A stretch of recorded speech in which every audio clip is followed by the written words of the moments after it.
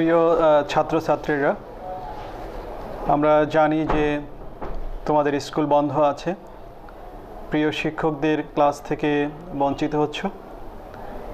আমরা সেই তোমাদের অসুবিধাটা পুষিয়ে নেওয়ার জন্য জেলা প্রশাসনের তরফ থেকে তোমাদেরই প্রিয় শিক্ষকদের মাধ্যমে বিভিন্ন বিষয়ে কন্টেন্ট তৈরি করে তোমাদের উদ্দেশ্যে আমরা পাঠাচ্ছি। আমরা ইউটিউব চ্যানেল, ফেসবুক পেজ, আমাদের লোকাল লিস্ট চ্যানেলে এগুলো প্রচার করার ব্যবস্থা করছি। আশা করি তোমরা সেগুলো দেখে শুনে তোমাদের যে প্রিয় শিক্ষকদের ক্লাসকে এনজয় করো। বাসায় বসে থেকে তোমাদের যে বিষয়ভিত্তিক পড়াশোনাগুলো আছে সেগুলো চালিয়ে যাও। বাসায় থাকো, সুস্থ থাকো, তোমাদের জন্য শুভকামনা।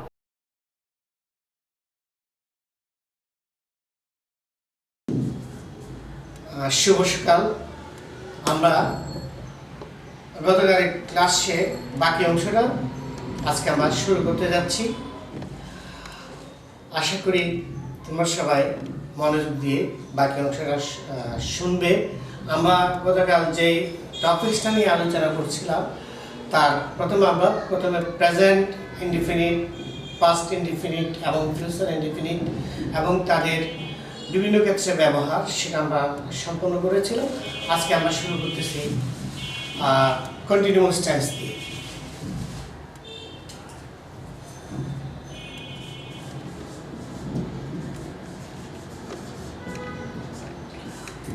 প্রিয় শিক্ষার্থীরা, আমরা প্রথমে প্রেজেন্ট কন্টিনিউয়াস টেন্স দিয়ে শুরু করছি। তাহলে প্রেজেন্ট কন্টিনিউয়াস টেন্সটা কি আমরা সবাই জানি। প্রেজেন্ট কন্টিনিউয়াস টেন্সটা কোনো কাজ বর্তমানে চলছে এরকম যদি বোঝায় সেটা প্রেজেন্ট কন্টিনিউয়াস টেন্স হয়। এটা আমরা যেহেতু সবাই জানি এই জন্য আমি সংজ্ঞাটা বলছি না। আমরা এটা প্রেজেন্ট কন্টিনিউয়াস টেন্সটার মূল গঠনটা আমরা আলোচনা করব।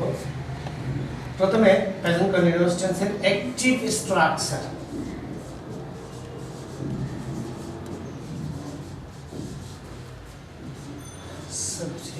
Verb, object.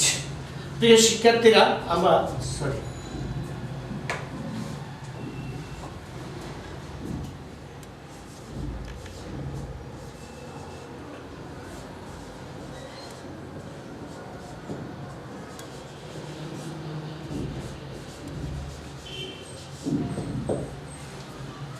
প্রিয় শিক্ষার্থীরা, আমরা এখন প্রেজেন্ট কন্টিনিউয়াস টেন্সের অ্যাক্টিভ স্ট্রাকচারটা আমরা পাইলাম। সাবজেক্ট টু ভার্ব বলতে অ্যাম, ইজ, আর প্লাস ভার্বের সাথে আইএনজি, আর বাকি অংশ থাকলে থাকবে। এটাকে আমরা এক্সটেনশন হিসাবে বলতে পারি। আচ্ছা, এখন আমরা অ্যাক্টিভ স্ট্রাকচার বলতে জেনারেল যেটা স্ট্রাকচার থাকে সেটাই হচ্ছে অ্যাক্টিভ স্ট্রাকচার। যে কোনো টেন্সের যেটা মৌলিক যেটা স্ট্রাকচার থাকে সেটাই হচ্ছে অ্যাক্টিভ স্ট্রাকচার। এটার পরে আমরা এটার জন্য প্যাসিভ স্ট্রাকচার,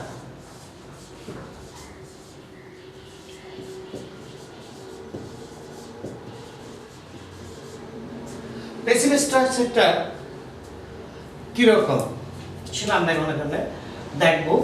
খুবই সহজ। Passive structure subject plus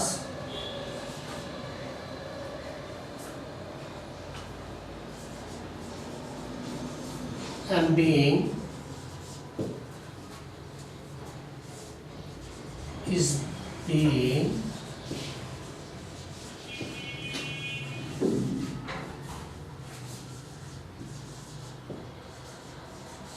are being plus মূল ভার্বের past participle।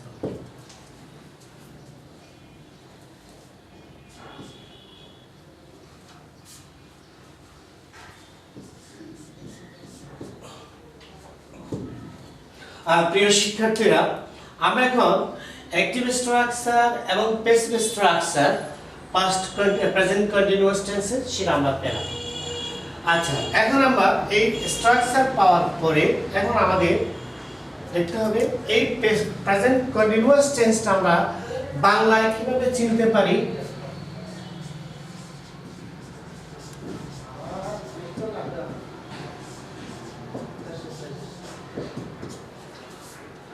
কন্টিনিউয়াস টেন্সটা আমরা বাংলায় কিভাবে চিনব? আমরা যেহেতু বাঙালি, আমাদের মাতৃভাষা বাংলা, আমরা যে কোনো একটা টেন্সকে ধরতে হলে আমাদেরকে আগে বাংলায় সেটাকে অনুধাবন করতে হবে। সেই জন্য আমরা বাংলায় এই প্রেজেন্ট কন্টিনিউয়াস টেন্সটা সিনার উপায়টা আমরা বাংলায় দিচ্ছি। বাংলায় ক্রিয়া শেষে তেসি, তেসো, তেসে।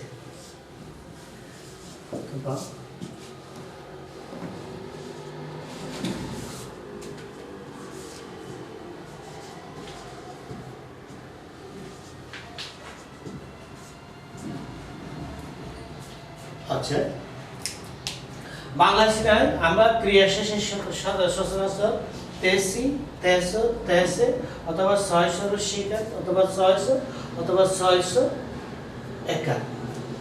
যেমন আমি যাইতেছি বা যাচ্ছি, সে, তুমি কাজটি করতেছো বা করছো, সে কাজটি করতেছে বা করছে। এভাবে থাকলে আমরা ধরে নিতে পারবো এই টেন্সটা হবে কি প্রেজেন্ট কন্টিনিউয়াস টেন্স। এখন বাংলা সিনার পাশাপাশি আমাদেরকে মূলত চিন্তা হবে ইংরেজিতে। তো ইংরেজিতে আমরা প্রেজেন্ট কন্টিনিউয়াস টেন্সটা আমরা কীভাবে চিনতে পারি? প্রিয় শিক্ষার্থীরা সবসময় কেউ করবে, আমরা আগের মতো আবার ইংরেজিতে আমরা সিনার উপায়টা লিখতেছি।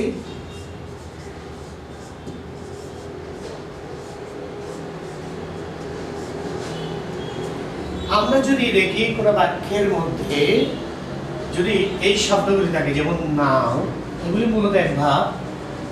নাও, at present,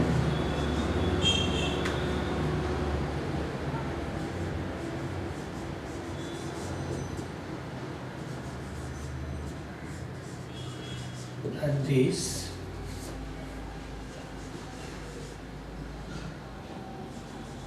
moment,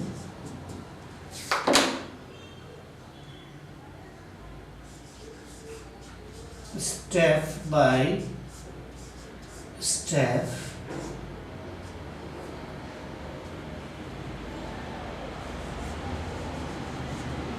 day by day,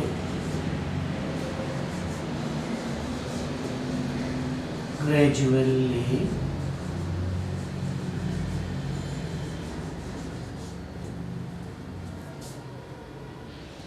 পুরো বাক্যের মধ্যে, ইংরেজি বাক্যের মধ্যে যখন আমরা এই শব্দগুলি যদি পাই, তাহলে আমাদেরকে অবশ্যই ধরে নিতে হবে এই বাক্যের গঠনটা হচ্ছে প্রেজেন্ট কন্টিনিউয়াস টেন্সের হবে এবং আমরা সহজেই সেটা নির্ণয় করতে পারবো।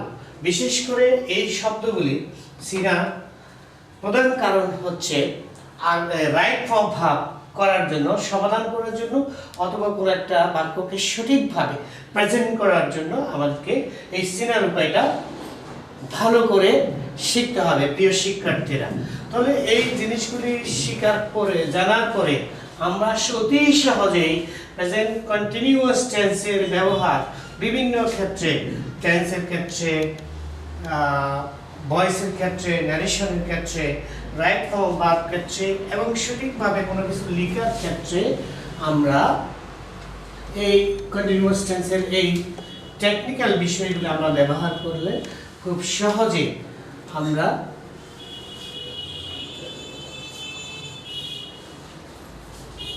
প্রিয় শিক্ষার্থীরা, আমরা কন্টিনিউয়াস টেন্সের এখন স্ট্রাকচারগুলি দেখলাম, এখন আমাদের সিনার উপায়গুলি দেখলাম, এখন আমরা প্রেজেন্ট কন্টিনিউয়াস টেন্সের ব্যবহারটা দেখব।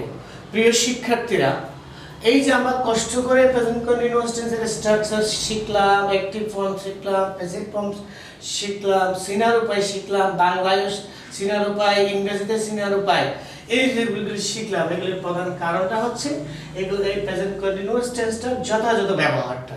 এখন আমি এটার ব্যবহার যাচ্ছি। প্রথমে এই প্রেজেন্ট কন্টিনিউয়াস টেন্সের ব্যবহার ভয়েসের ক্ষেত্রে, প্রথমে ভয়েসে কিভাবে প্রেজেন্ট কন্টিনিউয়াস টেন্সের কাজটা সম্পন্ন হয় আমরা দেখব। আই অ্যাম ইটিং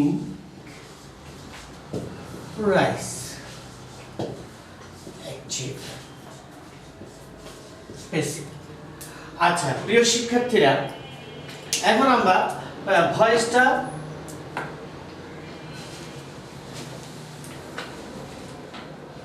ভয়েসের ক্ষেত্রে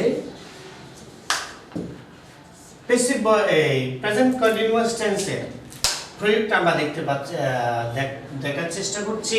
তো আমরা প্রথমে একটা অ্যাক্টিভ সেন্টেন্সে প্রেজেন্ট কন্টিনিউয়াস টেন্সের একটা উদাহরণ আমরা দিলাম, সেটা হচ্ছে আই এম ইটিং রাইস।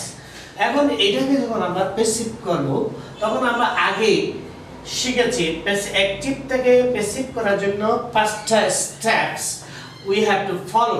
আমাদেরকে 5টা স্টেপ অনুসরণ করতে হয়। সেই স্টেপসগুলি আবার আমরা দেখছি। প্রথমে ফার্স্ট স্টেপস, অবজেক্টটা সাবজেক্ট হবে রাইস।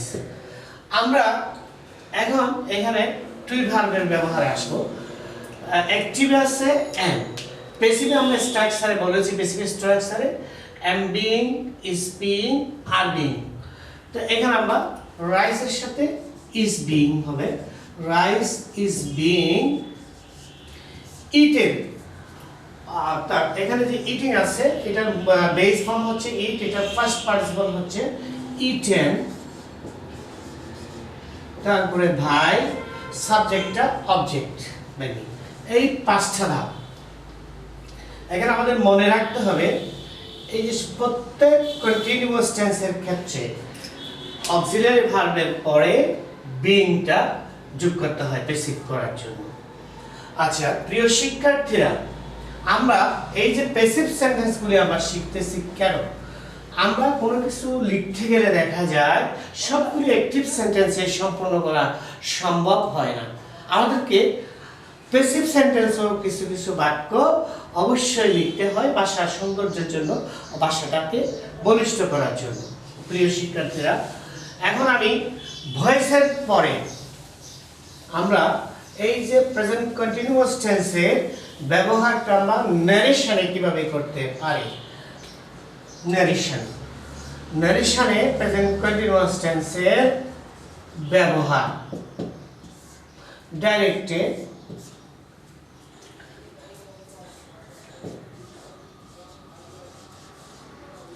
he says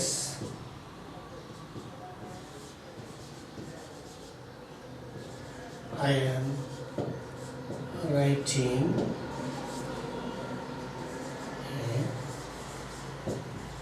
later. প্রিয় শিক্ষার্থীরা, আপনাকে ডাইরেক্ট একটা উদাহরণ দিলাম। উদাহরণটা হচ্ছে he says I am writing later. এখন এটা যখন আমরা ইনডাইরেক্টে পরিণত করব বা পরিবর্তন করব, তখন আমাদেরকে 5টা ধাপ, ভয়েসের এমন 5টা ধাপ আছে ভয়েস পরিবর্তন করার জন্য। আমাদেরকে এটা খুবই গুরুত্ব সহকারে মনে রাখতে হবে। প্রিয় শিক্ষার্থীরা, ভয়েস পরিবর্তনে আমাদের 5টা স্টেপস ফলো করতে হয়। ন্যারেশন পরিবর্তন করার সময় আমাদেরকে একইভাবে 5টা স্টেপস ফলো করতে হয়।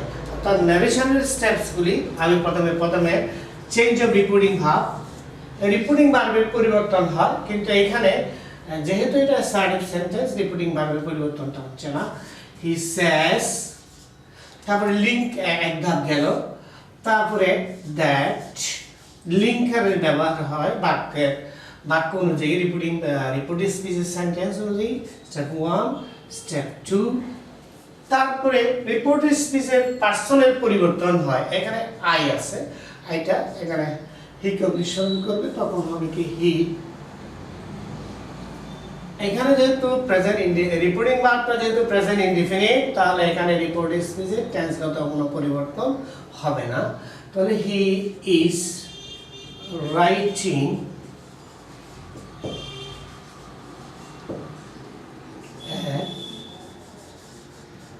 লেটার। প্রিয় শিক্ষার্থীরা, এখন আমরা প্রেজেন্ট কন্টিনিউয়াস টেন্সের প্রয়োগটা, এখন ন্যারেশন আমরা দেখলাম। তাহলে এরপরে আমরা এই প্রেজেন্ট কন্টিনিউয়াস টেন্সের ব্যবহারটা রাইট ফর্ম অফ ভার্বে আমরা কিভাবে করতে পারি, এবং রাইট ফর্ম অফ ভার্বে আমরা কিভাবে ভার্বটাকে প্রেজেন্ট কন্টিনিউয়াস হিসাবে আমরা লিখব কনফার্ম হয়ে, সেই বিষয়ে আমরা এখন করতে যাচ্ছি। রাইট ফর্ম অফ ভার্ব, আমি সংক্ষেপে আরএফবি বললাম।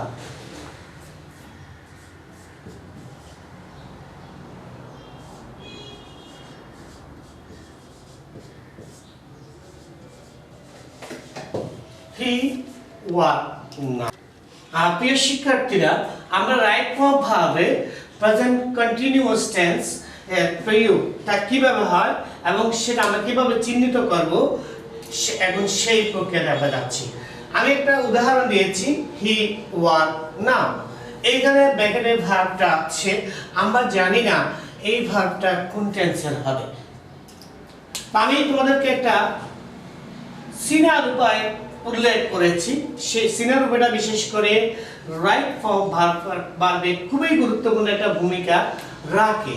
যেমন আমরা এখানে একটা শব্দ পেলাম নাও, তো আমরা আগেই দেখেছি প্রেজেন্ট কন্টিনিউয়াস টেন্স সিনার উপায়, সেখানে কিছু শব্দ আছে, নাও তো তার মধ্যে একটি। Now, at present, step by step, day by day, gradually, এগুলি থাকলে কোন টেন্স হয়? প্রেজেন্ট কন্টিনিউয়াস টেন্স হয়, সেটা আমরা সিনার মধ্যে বলেছি। তো সুতরাং এখানে আমরা নিশ্চিত হলাম, এখানে আমরা যখন এই ভার্বটা শুদ্ধ করে লিখবো, সেটা কোন টেন্সে লিখবো? এই আমরা লিখবো প্রেজেন্ট কন্টিনিউয়াস টেন্সে। কেন? এই বাক্যের মধ্যে আমরা পাচ্ছি কি নাও।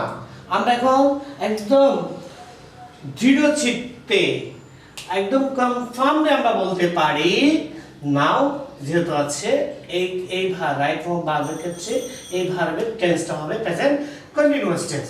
তো প্রেজেন্ট কন্টিনিউয়াস টেন্স হলে আমরা যেহেতু প্রেজেন্ট কন্টিনিউয়াস টেন্সের স্ট্রাকচারটা দেখেছি, তাহলে আমরা এটা সহজেই লিখতে পারছি। প্রেজেন্ট কন্টিনিউয়াস টেন্সের স্ট্রাকচারটা আমি আবার বলছি, সাবজেক্ট অ্যামিজার ভার্বের সাথে আইএনজি বা ভার্বের প্রেজেন্ট পার্টিসিপল ফর্ম।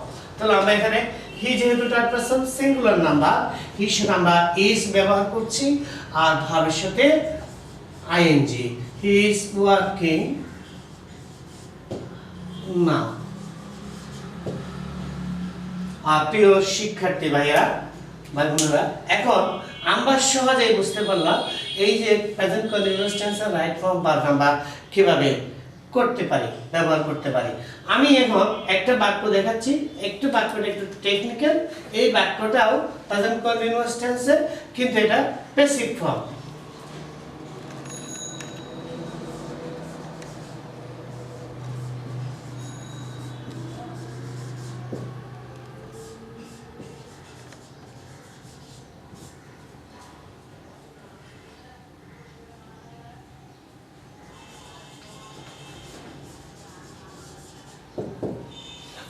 প্রিয় শিক্ষার্থীরা, এখন একটু টেকনিক্যাল, আমি এখানে একটু টেকনিক্যাল একটা উদাহরণ আমি দিলাম।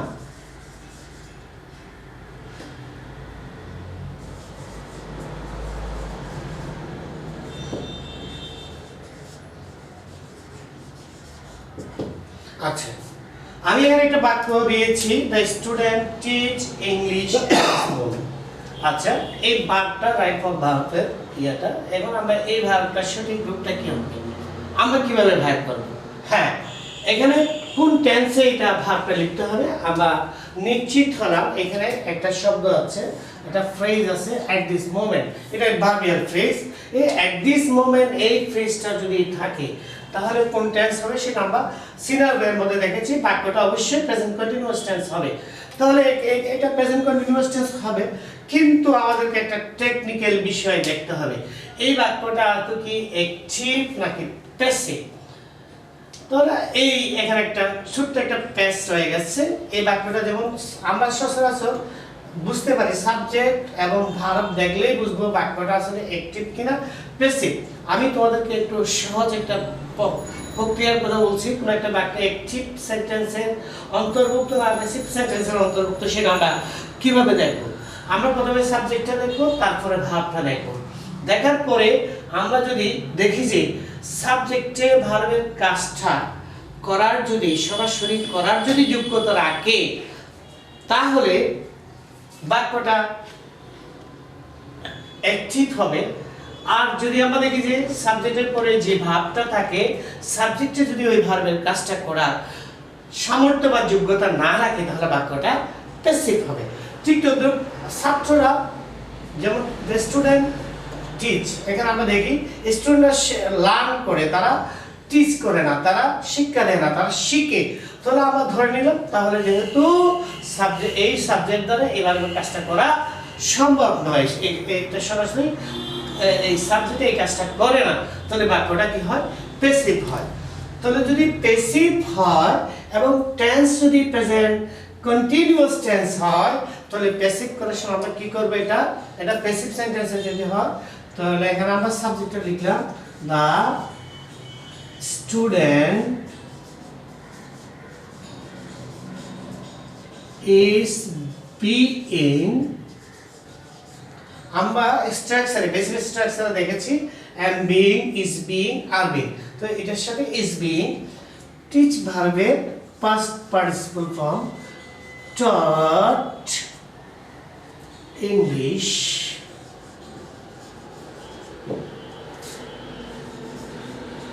at this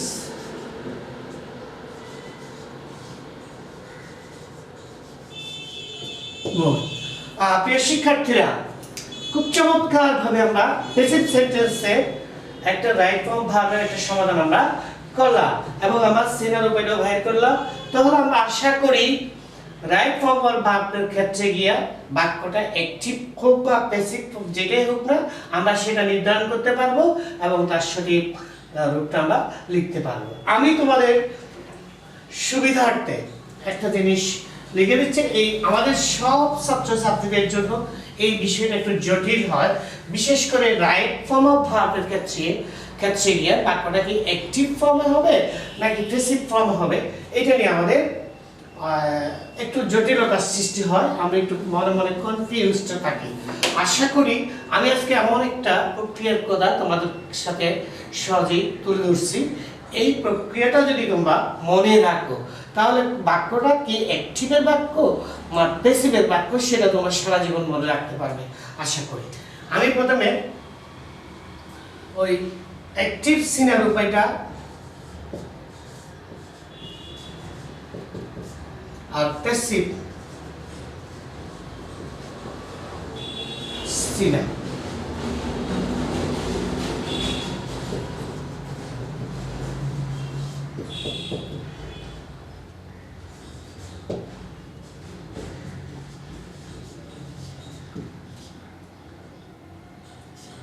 প্রিয় শিক্ষার্থীরা, আমি একটিটা গতানুগতিকভাবে এই বিষয়টা কিন্তু কোনো বইতে আমরা সচরাচর পাবো না, এই জন্য যেহেতু পাবো না, আমরা এই জিনিসটা কিন্তু আমরা লিখে রাখবো আজীবন লিখে রাখবো, কারণ এটা বইতে সচরাচর কোনো বইতে এটা নাই। এটা আমাদের আসলে আমরা ওই আমাদের অভিজ্ঞতার আলোকে আমরা এই বিষয়টা আমরা উপলব্ধির মাধ্যমে আমরা এটা লব্ধ করেছি। এই জন্য আমি এই বিষয়টা তোমাদের সুবিধার্থে, তোমাদের মঙ্গলার্থে আমি এই বিষয়টা আমি বলছি। শিক্ষার্থীরা, তোমরা খুব মনোযোগ দাও। অ্যাকটিভ সেন্টেন্স আমরা কিভাবে চিনতে পারি? আমি মুখে আবার বলছি, সাবজেক্ট দ্বারা সাবজেক্টের পরে যে ভার্বটা থাকে, সাবজেক্ট যদি ওই ভার্বের কাজটা করতে পারে তাহলে এটা অ্যাকটিভ হয়, আর সাবজেক্টের পরে যে ভার্বটা থাকে, সাবজেক্ট যদি ওই ভার্বের কাজটা করতে না পারে তাহলে সেটা প্যাসিভ হয়। এই জিনিসটা আমাদেরকে মনে রাখতে। আবার সাবজেক্টের পরে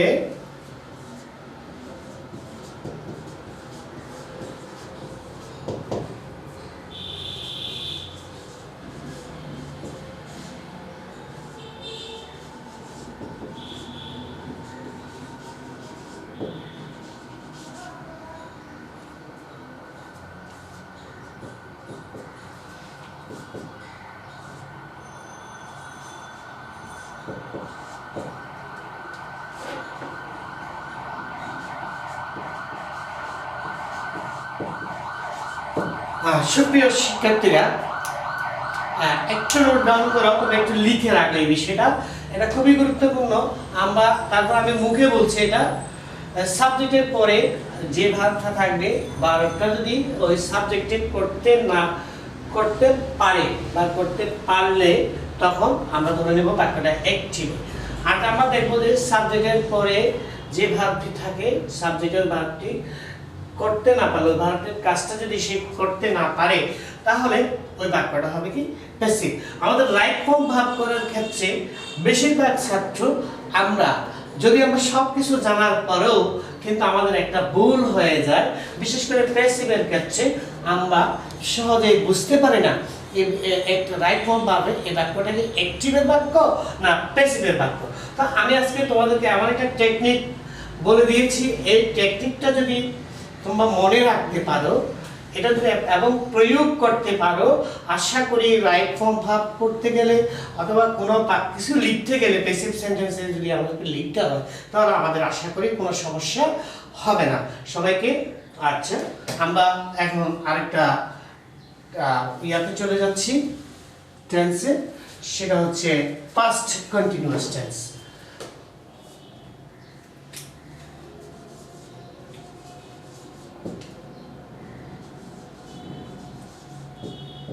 প্রিয় শিক্ষার্থীরা, আমরা সবাই অনেক আগে থেকেই জানি হোয়াট ইজ পাস্ট কন্টিনিউয়াস টেন্স, বা এটার সংজ্ঞাটা আমরা জানি সবাই। অতীতকালে কোনো কাজ চলতে ছিল, অতীতকালে চলমান ছিল, সেটা পাস্ট কন্টিনিউয়াস টেন্স হয়। এখন আমরা এই পাস্ট কন্টিনিউয়াস টেন্সের স্ট্রাকচারটা আমরা দেখব। প্রথমে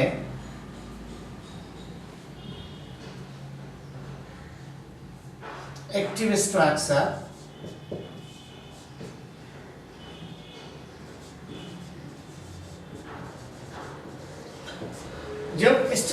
মানে মৌলিক যেটা স্ট্রাকচার, প্রিয় শিক্ষার্থীরা, যেটা মূল স্ট্রাকচার সেটাই হচ্ছে কি অ্যাক্টিভ স্ট্রাকচার। যেমন সাবজেক্ট ওয়াজ, ওয়ার প্লাস ভার্বের সাথে আইএনজি অথবা প্রেজেন্ট পার্টিসিপল।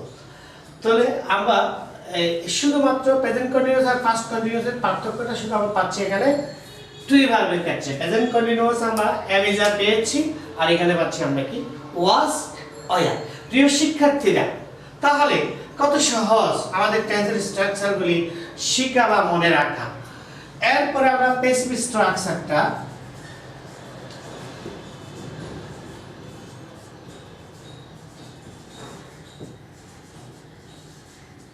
লিখছি। প্যাসিভ স্ট্রাকচার হচ্ছে subject was being, were being plus ভার্বের past participle। তাহলে আমরা দুইটা স্ট্রাকচার কেন গুরুত্বপূর্ণ, আমি এভাবে কেন এটা লিখলাম, সচরাচর আমাদের এই জিনিসটা থাকে না বইতে। আমাদেরকে এটা আমাদের শিকার সুবিধার্থে, মনে রাখার সুবিধার্থে আমি এই দুইটা স্ট্রাকচার তোমাদের জন্য পাশাপাশি স্থাপন করে পাশাপাশি লিখে দেখালাম, এবং এটা তোমরা লিখে রাখবে এবং মনে রাখবে।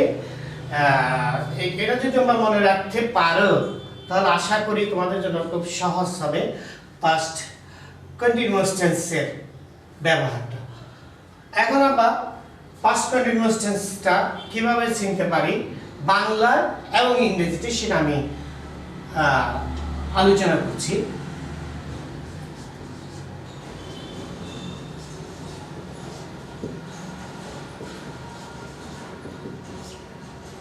তাহলে বাংলায় আমরা কিভাবে চিনতে পারি?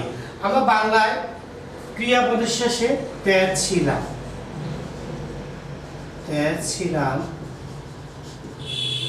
অথবা ছিলাম, ছিলাম,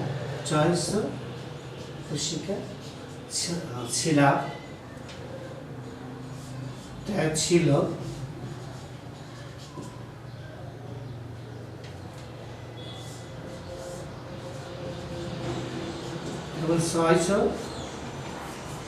ল ছিল,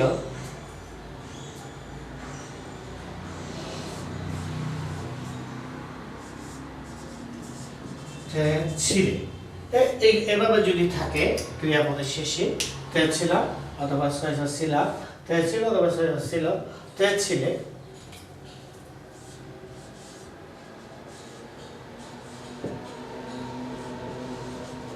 অথবা লে, এগুলি থাকবে।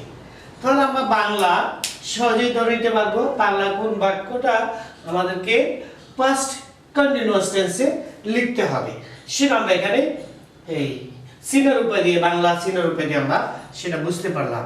এখন আমরা ইংরেজিতে কিভাবে আমরা চিনব?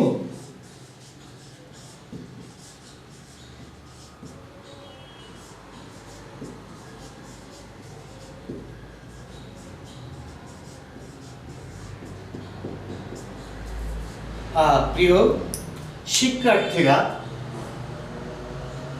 আমরা ইংরেজিতে কিভাবে পাস্ট কন্টিনিউয়াস টেন্সটা চিনতে পারি সেটা আমরা এখন আলোচনা করব। আমরা সবাই জানি বাংলায় চেনার পাশাপাশি ইংরেজিতে আমাদেরকে চিনতে হবে, তা আমরা সবাই জানি। তারপর আমি তোমাদের সুবিধার্থে চেনার উপায়টা আবার উল্লেখ করতেছি। এখানে বেশি চেনার উপায় নাই, দুটো শব্দ দেন, হোয়াইল,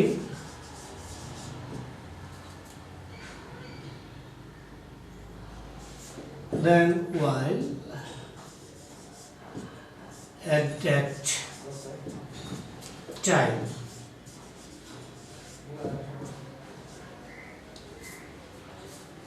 তাহলে পাস্ট কন্টিনিউয়াস টেন্স চেনার তিনটা উপায় আছে ইংরেজিতে, অর্থাৎ তিনটা শব্দ আছে, অর্থাৎ এগুলো অ্যাডভার্ব বা অ্যাডভার্বিয়ালস। এইগুলি যদি থাকে যে কোনো একটা, দেন, হোয়াইল, এট এ টাইম, যে কোনো একটা থাকলে আমরা বুঝে নিতে পারবো এটা পাস্ট কন্টিনিউয়াস টেন্স। প্রিয় শিক্ষার্থীরা, তোমরা একটু এই জিনিসগুলো একটু লিখে রাখবে। এখন আমি পাস্ট কন্টিনিউয়াস টেন্সের ব্যবহারে যাব। আমরা এত কষ্ট করে পাস্ট কন্টিনিউয়াস টেন্স শিখলাম, স্ট্রাকচার শিখলাম, বাংলা ইংরেজিতে চেনার উপায় শিখলাম। এত কষ্ট করে শেখার পিছনের কারণটা হচ্ছে যথাযথভাবে আমরা বাক্যের মধ্যে ইংরেজি ভাষায় পাস্ট কন্টিনিউয়াস টেন্স এর ব্যবহারটা করা। তো আমি প্রথমে ভয়েসের ক্ষেত্রে কিভাবে পাস্ট কন্টিনিউয়াস টেন্সটা ব্যবহৃত হয় অ্যাক্টিভ থেকে প্যাসিভে পরিবর্তনে সেটা আলোচনা করছি। ইউজ অফ পাস্ট কন্টিনিউয়াস tense in active to passive.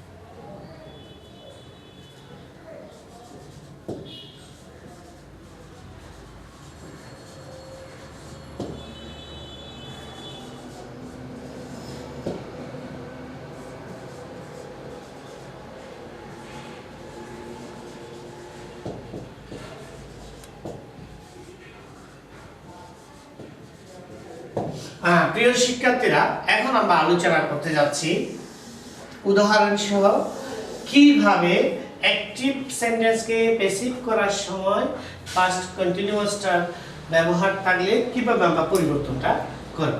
তো প্রথমে আমি উদাহরণ দিচ্ছি, প্রথমে আমি অ্যাক্টিভ একটা উদাহরণ দিচ্ছি, সেটা হচ্ছে I was playing cricket. প্রিয় আমরা খুব সহজ উদাহরণ দিয়ে করছি। প্রিয় শিক্ষার্থীরা, আমরা অ্যাক্টিভে একটা বাক্য দিলাম, I was playing cricket। এই বাক্যটাকে আমরা সহজে কিভাবে আমরা প্যাসিভে পরিবর্তন করব। আমাদের এখন মনে পড়ছে এই যে পাস্ট কন্টিনিউয়াস টেন্সের প্যাসিভ স্ট্রাকচারের কথা, এই আমরা আজকে এখনই আমরা আলোচনা করেছি। এই যে প্যাসিভ স্ট্রাকচারটা যখন আমরা জানবো, তাহলে আবার ভয়েস পরিবর্তনের পাঁচটা ধাপ, যেমন ক্রিকেট সাবজেক্টটা আমরা লিখে ফেললাম, তারপরে টু ভার্ব প্যাসিভে আমরা টু ভার্ব কি পেয়েছি, ওয়াজ বিং,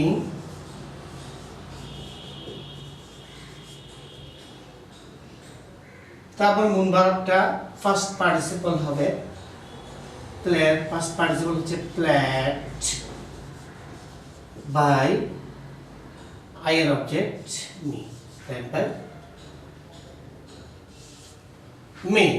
তাহলে আমরা এখন সহজেই এই যে অ্যাক্টিভ থেকে প্যাসিভ করার ক্ষেত্রে সহজেই আমরা পরিবর্তনটা করে ফেললাম আমাদের এই পাস্ট কন্টিনিউয়াস টেন্স শেখার পরে।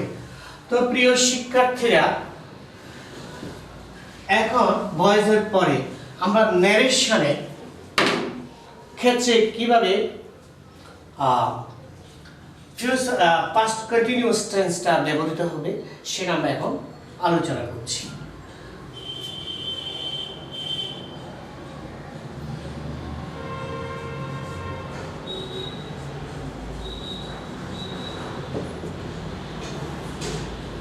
অর্থাৎ ন্যারেশনে পাস্ট কন্টিনিউয়াস টেন্সের ব্যবহারটা কিভাবে হয়। Direct,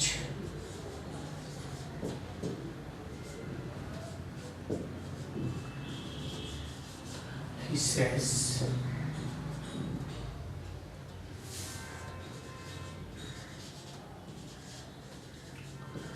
I was working.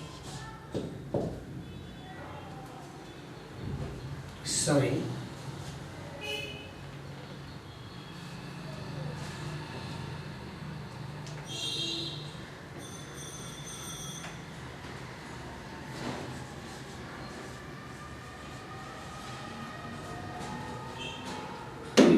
We are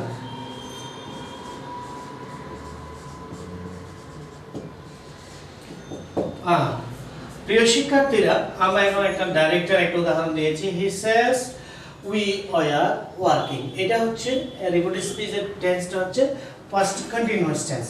তো আমরা ইনডাইরেক্ট করার সময় এটা আমরা কিভাবে করব? যেহেতু হি সেজ এটা প্রেজেন্ট টেন্স, আমরা বসে যাব এটা রিপোর্টিং ভার্বের টেন্সের কোনো পরিবর্তন হবে না। হি সেজ দ্যাট। ওইটা ফার্স্ট পারসন, এটা সবসময় বক্তাকে বা স্পিকারকে ফলো করে, তাহলে ওইটা হয়ে যাবে দে ওয়ার ওয়ার্কিং।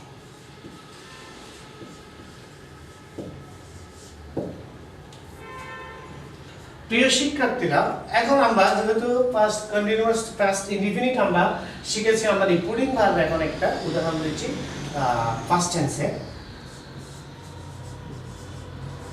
যেমন লেখো আমরা he said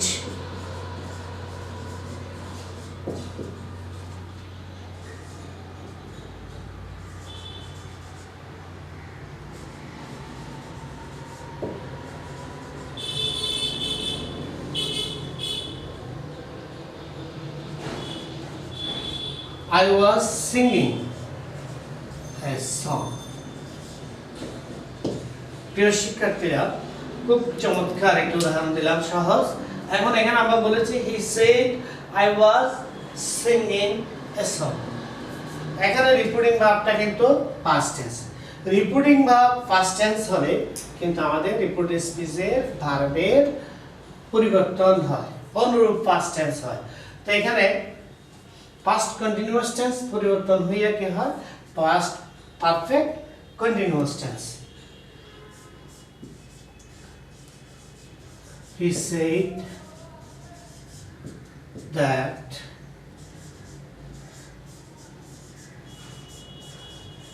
he had been singing a song. প্রিয় শিক্ষার্থীরা, আমরা এখন পাস্ট কন্টিনিউয়াস টেন্স বা ডাইরেক্ট থেকে ইনডাইরেক্ট করার সময় অর্থাৎ ন্যারেশনে সেটা কিভাবে ব্যবহৃত হয় এবং ন্যারেশন পরিবর্তনে সেটা কিভাবে ব্যবহৃত হয় সেটা আমরা দেখালাম। তাহলে আমাদের এখন পাস্ট কন্টিনিউয়াস টেন্সটা হয়ে গেল। আরেকটা কন্টিনিউয়াস টেন্স আছে, সেটা হচ্ছে ফিউচার কন্টিনিউয়াস টেন্স। এখন আমরা ফিউচার কন্টিনিউয়াস টেন্সের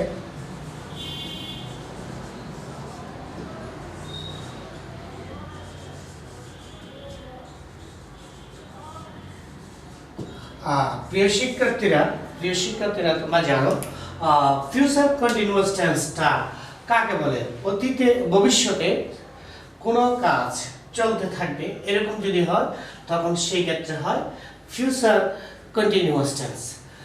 এখন আমরা এটার সংজ্ঞাটা আমরা পাইলাম। এখন আমাদেরকে আগের মতোই এটার আমরা প্রথমে স্ট্রাকচার, অ্যাক্টিভ স্ট্রাকচার আমরা দেখব।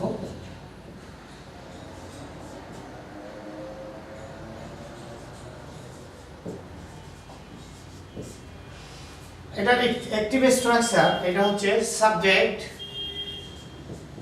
Plus shall be will be ভার্বের সাথে আইএনজি অথবা প্রেজেন্ট পার্টিসিপল। আমরা জানি যে কোনো ভার্বের সাথে যখন আইএনজি হয় তখন সেটা হয় প্রেজেন্ট পার্টিসিপল। প্রিয় শিক্ষার্থীরা, এখন আমরা অ্যাক্টিভের গঠনটা আমরা দেখলাম। এখন আমাদেরকে প্যাসিভের গঠনটা আমরা দেখব। প্যাসিভ স্ট্রাকচার কিভাবে হবে? প্যাসিভ স্ট্রাকচার সাবজেক্টের পরে শ্যাল বি, বিং,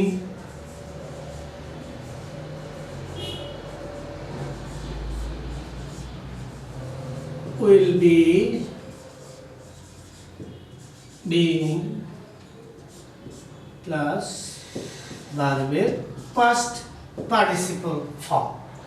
তাহলে প্রিয় শিক্ষার্থীরা, এখন আমরা স্ট্রাকচারটা দেখলাম, অ্যাক্টিভ স্ট্রাকচার আর হচ্ছে প্যাসিভ স্ট্রাকচার। সচরাচর আমাদেরকে আমরা গতানুগতিকভাবে অ্যাক্টিভ স্ট্রাকচারটা বা অর্থাৎ জেনারেল স্ট্রাকচার যেটা আছে সেটাই শিখি, কিন্তু আমরা এই প্যাসিভ স্ট্রাকচারটা শিখি না।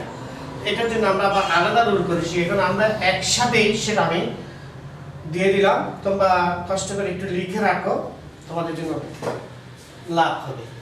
এটা অ্যাক্টিভ স্ট্রাকচার এবং প্যাসিভ স্ট্রাকচারটা তোমরা একটু লিখে রাখবা। সবসময় এই টেন্সের স্ট্রাকচারগুলোর দিকে একটু ভালোভাবে নজর দিও। প্রিয় শিক্ষার্থীরা, আমরা স্ট্রাকচারের পরে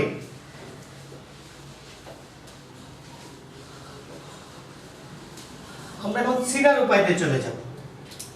প্রথমে বাংলায় কিভাবে চিনব,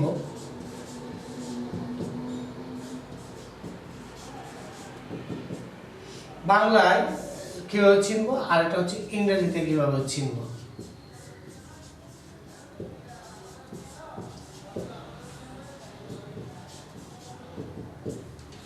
প্রিয় শিক্ষার্থীরা, এখন আমাদের চিনার উপায়টা কিন্তু অতীব গুরুত্বপূর্ণ। আমরা প্রথমে বাংলা চিনার উপায়টা নিয়ে আলোচনা করছি। বাংলা আমরা সহজে কিভাবে চিনব? কোন ক্রিয়ার শেষে তে থাকবো, তে থাকবি, তে থাকবি। এই যে বাংলা ক্রিয়া শেষে যেমন তে থাকবো, আমি আসতে থাকবো, তে থাকবি, তুমি আসতে থাকবি, সে আসতে থাকবে, অথবা তুমি কাজটি করতে থাকবে, আমি কাজটি করতে থাকবো।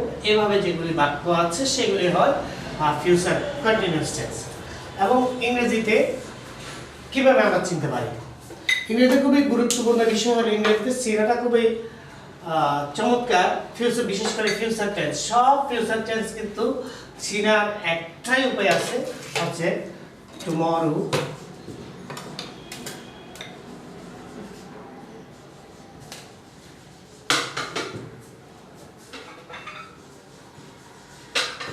next class time,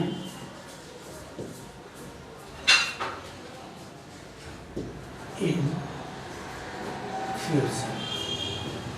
একই আমরা ফিউচার ইনডিফিনিট যেভাবে চিনেছি, ফিউচার কন্টিনিউয়াসটাও আমাদেরকে একইভাবে চিনা যায়। এখানে আলাদা কোনো চিনা নাই, নিয়ম নাই, কোনো শর্ত নাই, আগের মতোই। তাহলে তোমরা সবাই এই জিনিসটা একটু লিখে রাখো, বাংলায় ছিল আর ইংরেজিতে আমরা কিভাবে চিনতে পারি। এরপরে আমরা ইয়াতে চলে যাব, ব্যবহার চলে যাব। আশা করি তোমরা লিখে রেখেছো। এখন আমি ফিউচার কন্টিনিউয়াস টেন্সটা কিভাবে ভয়েসের পরিবর্তন বা ভয়েস পরিবর্তনে ব্যবহৃত হয় ওইসব ক্ষেত্রে অ্যাক্টিভে আমি ফিউচার কন্টিনিউয়াস টেন্সের একটা উদাহরণ দিচ্ছি। I shall be playing cricket.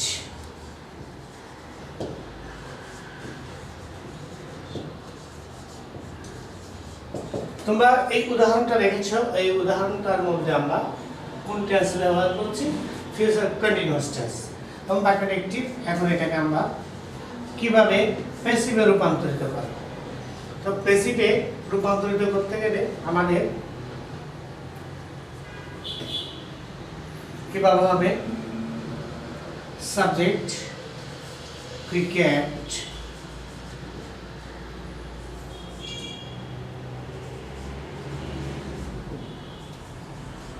will be being played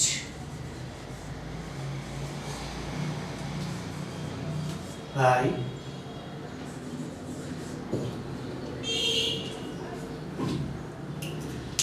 প্রিয় শিক্ষার্থীরা, আমরা এখানে এই যে অ্যাক্টিভ থেকে প্যাসিভ করার ক্ষেত্রে বিশেষ করে ফিউচার কন্টিনিউয়াস টেন্স বিশিষ্ট বাক্যে শুধুমাত্র ক্রিয়াটা তো আসছে, শুধু বিংটা অতিরিক্ত যোগ করতে হবে আমাদের। আশা করি এটা তোমাদের বুঝে আসছে। আমরা এখন আরেকটা নতুন ইয়াতে যাচ্ছি, সেটা হচ্ছে ন্যারেশনে কিভাবে ফিউচার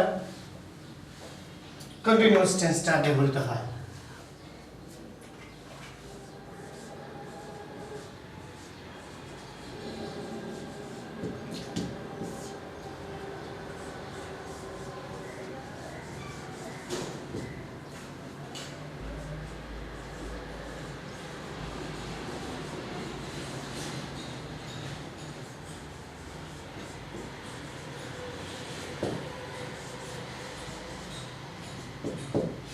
প্রিয় শিক্ষার্থীরা, আমরা এখানে একটা উদাহরণ দিয়েছি, I shall be helping you. তাহলে এখন এটা আমরা এটা ডাইরেক্ট নারেশন, এটাকে আমাদেরকে যখন বলা হলো ইনডাইরেক্ট নারেশনে পরিণত করতে, তখন আমরা কি করব? প্রথমে আমাদেরকে রিপিটিং ভার্বের দিকে দেখবো। আমরা রিপিটিং ভার্ব দেখলাম, এখানে হি সেজ প্রেজেন্ট ইনডিফিনিট টেন্স আছে এবং এটা অ্যাসার্টিভ সেন্টেন্স, কোনো পরিবর্তন হবে না, এটা অপরিবর্তিত অবস্থায় আমরা বসিয়ে দিলাম হি সেজ দ্যাট। তাহলে এখানে শুধু পার্সনের পরিবর্তন, এটা আইটা কি হয়ে গেল? হি হয়ে যাবে। তারপরে টেন্স কিন্তু কোনো পরিবর্তন হবে না, যেহেতু রিপিটিং ভার্বটা present tense. He will be helping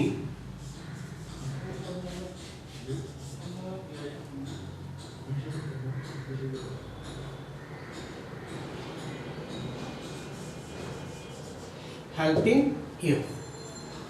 প্রিয় শিক্ষার্থী ভাই শিক্ষার্থীরা, আমরা এখানে এখন ফিউচার কন্টিনিউয়াস টেন্সের ব্যবহার ন্যারেশনের ক্ষেত্রে কিভাবে হয় এবং তার পরিবর্তনে কিভাবে হয় সেটা আমরা দেখলাম। এখন আমরা রিপিটিং ভার্বটা পাস্ট টেন্স করে দেখি কি হয়।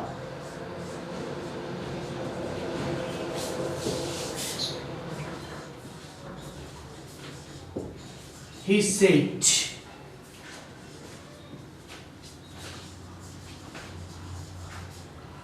I shall be helping you.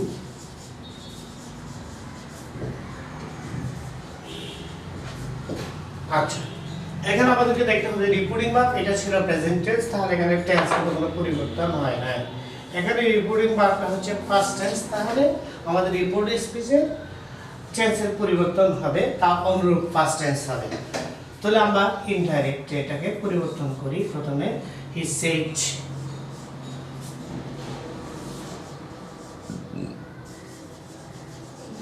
That, এটা আমরা হি সেডটা দিলাম, তারপরে লিঙ্কার হিসেবে দ্যাট ব্যবহার করলাম। এখানে পার্সোনাল পরিবর্তন হবে, এটা কি হয়ে যাবে? হি শেলটা অনুরূপ ফার্স্ট টেন্স হবে, তাহলে সেটা কি? শেলের ফার্স্ট টেন্স হচ্ছে উড।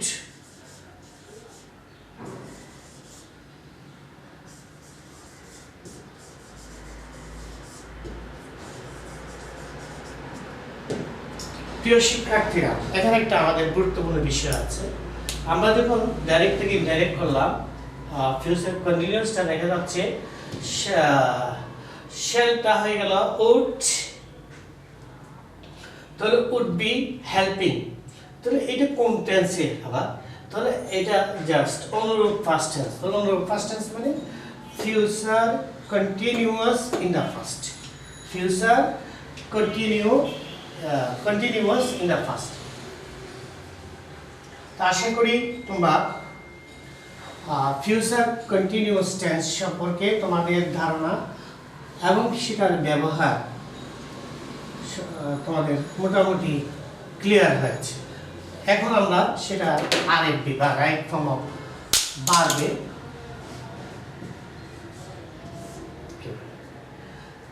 তাহলে রাইট ফর্ম অফ ভার্বে আসলে ওই ফিউচার ইনডেফিনিট, ফিউচার কন্টিনিউয়াস, এটা একটু জায়গা না, এত কোনো ব্যাপার না, সেটা তুমি যে কোনো একটা টেন্সে লিখতে পারো।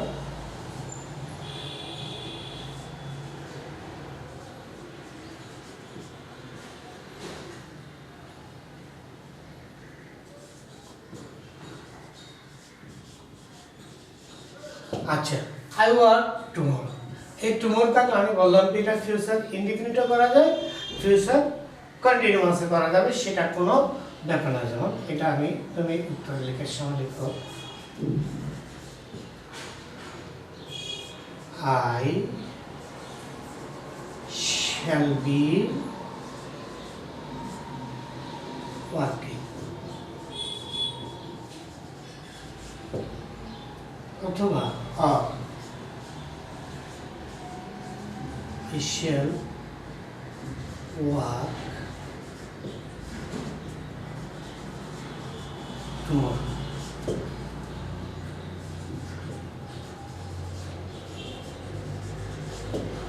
প্রিয় শিক্ষার্থীরা, এখানে খুব ইন্টারেস্টিং একটা বিষয়, সেটা তোমরা খেয়াল রাখবা, খুবই গুরুত্বপূর্ণ বিষয়। সেটা সচরাচর বইটা আমরা এভাবে সহজভাবে সেটা সমাধান নাই। আমি একটা সরলীকরণ, একটা উপায় তোমাদেরকে আমি বলে দিচ্ছি। কোনো বাক্যের মধ্যে যখন আমরা টুমরো পাবো, তাহলে ওই ভার্বের টেন্সটা ফিউচার টেন্স ঠিক আছে, আমরা ফিউচার টেন্সের কোন ফর্মে লিখবো? সেটাকে আমরা লিখতে পারি ফিউচার ইনডিফিনিট ফর্মও লিখতে পারি, ফিউচার কন্টিনিউয়াসও পারবো, এবং ফিউচার পারফেক্ট টেন্সও লিখতে পারবো। প্রিয় শিক্ষার্থীরা, আশা করি তোমরা এই বিষয়টা, একটা নতুন বিষয় আজকে আমরা এখানে দেখলাম, আমি তোমাদেরকে দিলাম, সেটা সচরাচর বইতে এভাবে সমাধান নাই, আমরা এভাবে আছে বলে দিলাম।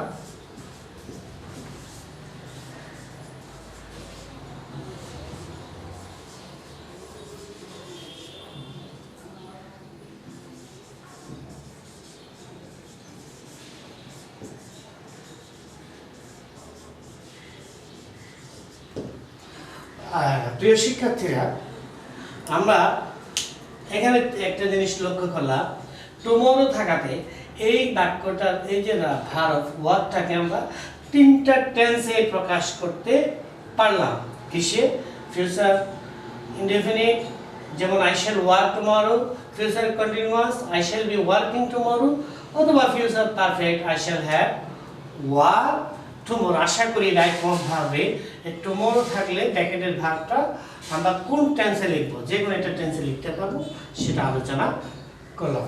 তো আশা করি তোমরা এই কন্টিনিউয়াস টেন্স সম্পর্কে একটা ধারণা পেয়েছো। তিনটা continuous, present continuous, past continuous, future continuous. কন্টিনিউয়াসের স্ট্রাকচার একটা জিনিস আমরা লক্ষ্য করেছি, শুধুমাত্র ওই প্রেজেন্ট টেন্সে আমি যা, তারপরে past tense was there, future tense shall be, will be.